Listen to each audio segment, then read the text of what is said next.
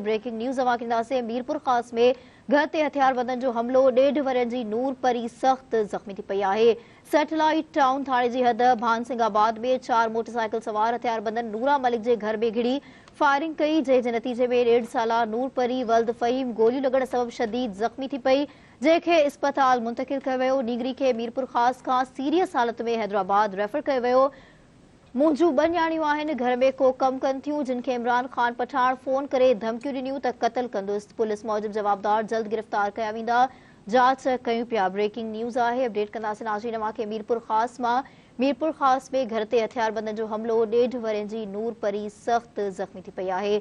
Satellite town थाणे जी हद भानसिंगाबाद में 4 motorcycle सवार हथियारबंदनि नूरा मलिक जे घर में घिड़ी फायरिंग कई, जंहिंजे नतीजे में 1.5 साला नूर परी वल्द फ़हीम गोलियूं लॻण सबब शदीद ज़ख्मी थी पई, जंहिंखे इस्पताल मुंतकिल कयो वियो आहे। अपडेट कंदासीं नाज़रीन खे मीरपुर खास मां। मीरपुर खास में घर ते हथियारबंदनि जो हमलो 1.5 वरनि जी नूर परी सख्त ज़ख्मी थी पई आहे। तफ़सील मालूम कंदासीं। टेलीफोन लाइन ते मौजूद आहे मीरपुर खास मां ब्यूरो चीफ फज़ल शर। जी फज़ल, छा अपडेट्स आहिनि?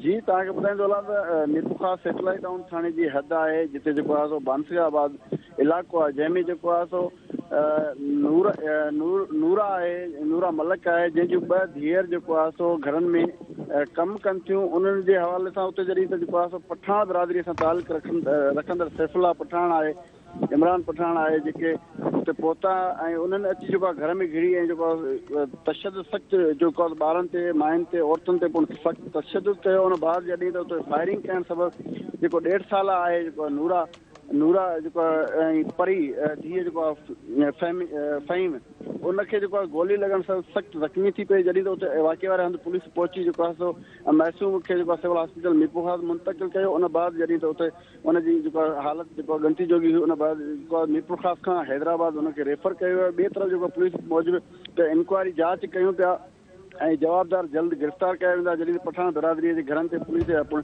छापा बि आहिनि। जी फज़ल, अवां जी वॾी महिरबानी अपडेट करण लाइ।